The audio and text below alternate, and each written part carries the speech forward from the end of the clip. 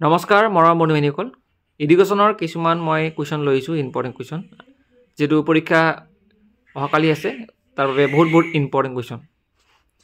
আৰু এটো চেপ্টাৰ 3 হয় একচুয়ালি চেপ্টাৰ 3 কুৱেশ্যন কিছুমান মই দিছিলোঁ আৰু আজি আধাখিনিৰ পৰা ৰিপিট কৰিছোঁ পুনৰ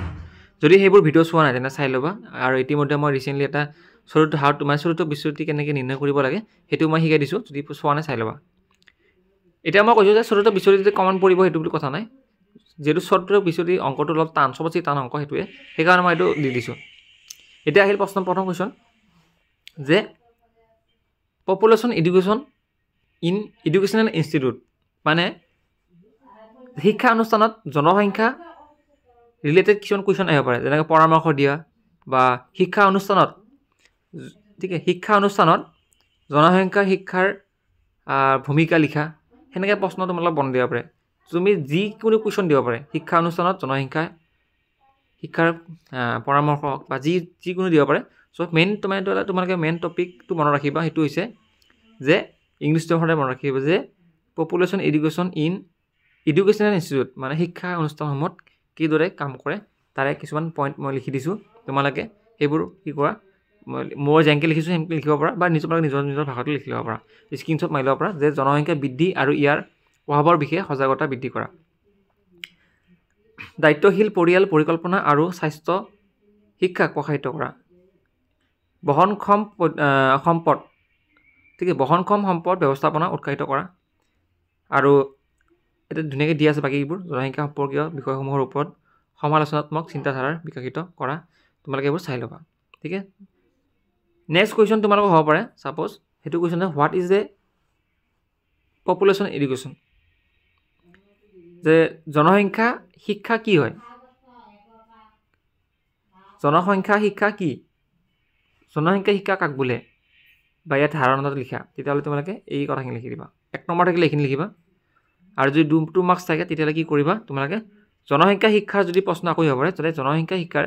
লক্ষ্য বা উদ্দেশ্য লিখা দুটা লিখিব দিব পাৰে বা চাৰিটা লিখিব পাৰে আহিব পাৰে তেনেহ'লে তোমালোকে ইয়াত থকা যোনটো পইণ্ট চাৰিটা আছে তেনেকৈ জনসংখ্যাৰ বিষয়সমূহৰ প্ৰতি সজাগতা সৃষ্টি কৰা তোমালোকে এই পইণ্ট কেইটা মনত ৰাখিবা আৰু লক্ষ্য উদ্দেশ্য ইংলিছত কি কয় অবজেক্টিভছ আৰু এইমছ নেক্সট কুৱেশ্যন তোমালোকৰ পৰীক্ষাত থাকিব পাৰে যে জনসংখ্যা শিক্ষাৰ বৈশিষ্ট্যসমূহ লিখা চাৰিটা বৈশিষ্ট্য লিখিব দিব পাৰে ঠিক আছে মানে ক্যাৰেক্টাৰ যিখিনি আছে ক্যাৰেক্টাৰিষ্টিক্স যিখিনি আছে পপুলেশ্যন এডুকেশ্যনৰ সেইবোৰ আহিব পাৰে তোমালোকে নিজৰ ভাষাত লিখিব পাৰা বা মোৰ যিখিনি ইয়াতে পাইছা সেইখিনি স্ক্ৰীনশ্বট মাৰি লোৱা পৰীক্ষাত তোমালোকৰ প্ৰশ্ন আহিব পাৰে জনসংখ্যা শিক্ষাৰ প্ৰয়োজনীয়তা মানে নিড ঠিক আছে যে নিড অফ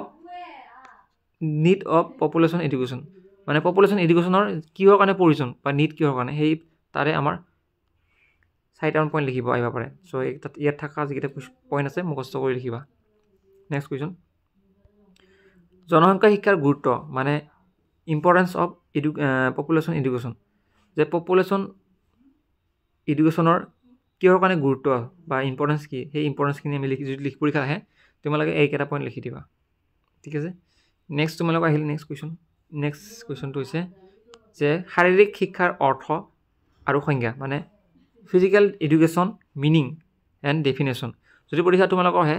যে ফিজিকেল এডুকেশ্যনৰ বা শাৰীৰিক শিক্ষাৰ অৰ্থ বা কাক বোলে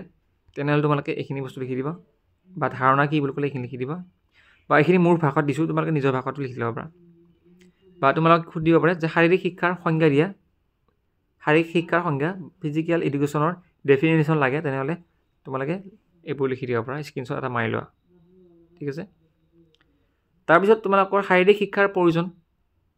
শাৰীৰিক শিক্ষাৰ কিহৰ প্ৰয়োজনসমূহ লিখা বুলি ক'লে বা আলোচনা কৰা বুলি ক'লে এইখিনি লিখিবা এই পইণ্টকেইটা তোমালোকে মনত ৰাখিবা ঠিক আছে physical education need next question physical importance of physical education যে শাৰীৰিক শিক্ষাৰ গুৰুত্বসমূহ কি তোমালোকে এই দুটা লিখিলে দুটা লিখিবা তিনিটা লিখিলে তিনিটা লিখিবা এইকেইটা লিখি দিবা তাৰপিছত লাষ্ট কুৱেশ্যনটো হৈছে যে শিক্ষা অনুষ্ঠানত শাৰীৰিক শিক্ষাৰ ভূমিকাসমূহ আলোচনা কৰা তেতিয়াহ'লে এইখিনি বস্তু লিখিব লাগিব ফিজিকেল এডুকেশ্যন ইন এডুকেশ্যনেল ইনষ্টিটিউটত ঠিক আছে ফিজিকেল এডুকেশ্যনটো এডুকেশ্যনেল ইনষ্টিটিউটত কেনেকৈ মানে কেনেকুৱা ধৰণৰ ইয়াতে পৰামৰ্শ আগবঢ়োৱা হয় বা কি ভূমিকা গ্ৰহণ কৰে শিক্ষানুষ্ঠানসমূহে তেতিয়াহ'লে এইখিনি বস্তু লিখি দিব লাগিব ঠিক আছে এইখিনি তোমালোকে ফ'ল' কৰা ইয়াৰ পৰা কুৱেশ্যন কমন পৰি যাব থেংক ইউ